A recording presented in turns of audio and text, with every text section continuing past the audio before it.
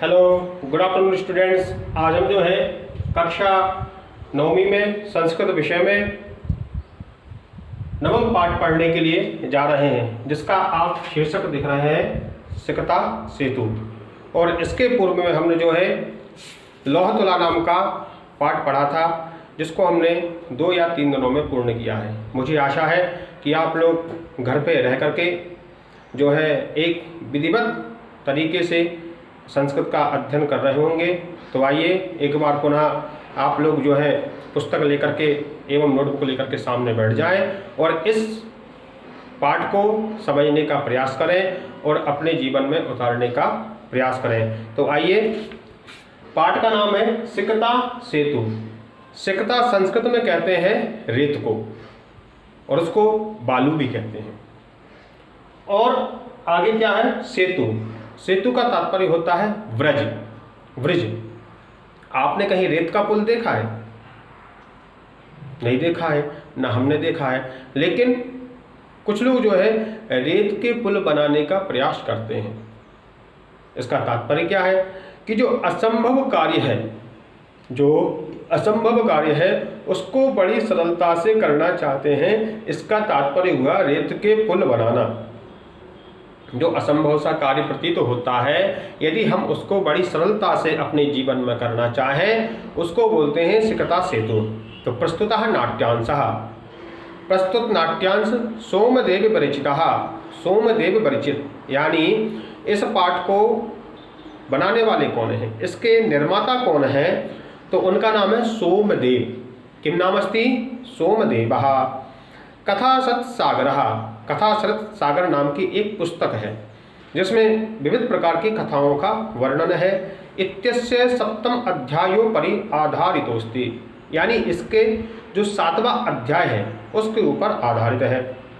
अस्मिन् नाट्यांशे, इस नाट्यांश में तपसा विद्या प्राप्तुम यत्नशीलः। तपस्या यानी तपस्या के द्वारा विद्या प्राप्तुम यत्नशीलः।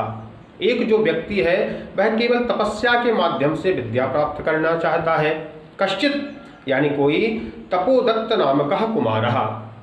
तपोदत्त नाम का जो कुमार है यानी लड़का है, चित्रितः अस्ति, उसका चित्रण किया गया है। यानी वह लड़का पढ़ना नहीं चाहता, केवल उसका मानना यह है कि मैं केवल तपस्या के माध्यम से विद्वान हो जाऊंगा, एजुकेटेड हो जाऊंगा। तस्य मार्गदर्शनाय, उसके मार्गदर्शन के लिए पुरुष वेशधारी, पुरुष का यानी एक व्यक्ति का वेश धारण करके देवराज इंद्र तत्र आगतवान। जो देवराज इंद्र है वह वहां पर आ गए। तत्र आगत्य, वहां पर आकर के देवराज सिकता भी सेतु निर्माणार्थम प्रयतते।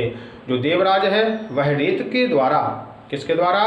रेत के द्वारा सेतु निर्माण करने का प्रयास करते हैं। किसके द्वारा सेतु निर्माण का प्रयास करते हैं? रेत के द्वारा। एतद् दृष्ट्वा, यह देख करके तपोदत्तः प्रहसन। तपोदत्त जो है प्रहसन यानी हंसते हुए, वदति यानी बोलता है, किमर्थम हो बालुका भी जलबंधम निर्मासी। आप जो है किस लिए बालू से पुल का निर्माण कर रहे हैं? ततो देवराजः प्रतिपत्ति। तब जो है देवराज बोलते हैं क्या कि यदि अध्ययनम श्रवणम पठम बिना, यदि तुम अध्ययन, श्रवण और पठन के बिना विद्या प्राप्तुम शक्नोषि, तुम यदि बिना पढ़कर के केवल तपस्या के द्वारा विद्या प्राप्त कर सकते हो, तदा अहमपि बालुका भी सेतु निर्माणम कर्तुम शक्नोमि। तब जो है मैं भी बालू के द्वारा सेतु का निर्माण कर सकता हूँ। किसके द्वारा? बालू के द्वारा, रेत के द्वारा सेतु का निर्माण कर सकता हूँ। देवस्य अभिप्रायम ज्ञात्वा, देवराज के अभिप्राय को जान करके तपोदत्तः विद्या प्राप्ति कामः गुरुकुलम गतवान। वह जो है विद्या प्राप्ति की कामना से गुरुकुल चले गए। ततः प्रवशति, इसके बाद में अब हमारा जो पाठ है वह प्रारंभ होता है। तपस्या, अब 2 वहाँ पर यानी एक नाट्य के माध्यम से 2 भूमिकाएं प्रस्तुत की जा रही हैं। कौन कौन सी? एक तरफ ततः प्रवशति तपस्या रतः तपोदत्तः, उसका तपोदत्तः अहम अस्मि तपोदत्तः। वह तपोदत्त कहता है मैं तपोदत्त हूँ। बाल्यैहि पितृचरणैहि क्लेशमानोपि विद्याम नाधीतवानस्मि। उसने कहा कि बाल्यैहि यानी बाल्यकाल में, बाल्ये यानी बाल्यकाल में, पितृचरणैहि यानी पिताजी के द्वारा, क्लेशमानोपि यानी मुझे उन्होंने बहुत पैरों से मारा, मेरी बहुत पिटाई की, विद्याम न अधीतवान अस्मि, मैंने विद्या नहीं पढ़ी, यानी पिताजी के बार बार कहने पर, बोलने पर, यहाँ तक कि पिटाई करने पर भी मैंने विद्या को नहीं पढ़ा। तस्मात् इस कारण से सर्वैहि कुटुम्बिभिः मित्रैश्च ज्ञातिजनैश्च गर्हितो अभवम्। इसके कारण से मैं जो हूँ सब कुटुंब के द्वारा, सब मित्रों के द्वारा और ज्ञातिजनैश्च, और जो मुझको जानने वाले लोग थे उनके द्वारा मेरी भर्त्सना की गई, निंदा की गई। निश्चित है, भले ही आप कितने ही सुंदर हो, भले ही आपके पास कितना पैसा हो, भले ही आप बहुत संपत्ति वाले हों, बहुत चलती वाले हों, लेकिन जब तक आपके पास में विद्या रूपी आभूषण नहीं होगा, विद्या रूपी गहना नहीं होगा, आपका जीवन में कोई मूल्य नहीं है। आप निरर्थक हैं, आपका जीवन निरर्थक है। इसलिए हमेशा हमको विद्या का अध्ययन करना चाहिए। इसलिए 6th क्लास में एक श्लोक आया था, शायद वह आपको याद हो। कैसा था कि माता शत्रु पिता वैरी एन बालो न पाठितः न शोभते सभा मध्य हंस मध्य वपो यथा, कि वे माता पिता अपनी संतति के संतानों के शत्रु हैं जो अपने बच्चों को सुंदर विद्या प्रदान नहीं करते।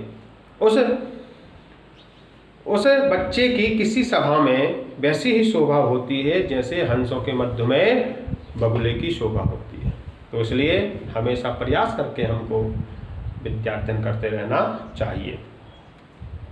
ऊर्ध्वम निश्वस्यो, वह लंबी सांस लेते हुए, हा विधे है यानी हे विधे, किम इदम मया कृतम, मैंने क्या किया, कीदृशी दुर्बुद्धि आसीत्, कैसी मेरी बुद्धि थी, तदा ए तदपि न चिंतितम, मैंने इसका बिल्कुल चिंतन नहीं किया, परिधानै अलंकारै भूषितोपि न शोभते, नरो निर्मणि भोगी वो सभायाम यदि वाग्रहे। वह मन में विचार करता है कि परिधानै अलंकारै, आप कितने ही सुंदर परिधान यानी वस्त्रों को पहन लें, आप बहुत अच्छे अच्छे रत्नों को धारण कर लें, लेकिन उससे आपकी कोई शोभा नहीं होगी। आप कैसे प्रतीत होंगे, आप कैसे लगेंगे, तो बताया कि नरो निर्मणि भोगी वो, जैसे कोई सर्प है, मणिधर है, लेकिन उसके पास वह मणि नहीं है, तो उस सर्प की कोई शोभा नहीं होती है। इसी तरह से वह व्यक्ति उस सभा में जाता है जो मूर्ख है, जिसने अपने जीवन में अध्ययन नहीं किया, स्वाध्याय नहीं किया, तब उस व्यक्ति की सभा में कोई शोभा नहीं होती है। इसलिए वह कैसा प्रतीत होता है, वह कैसा प्रतीत होता है, निर्मणि भोगी एवं सभायाम यदि वाग्रहे किंचित प्रवश्य, ऐसा सोच करके।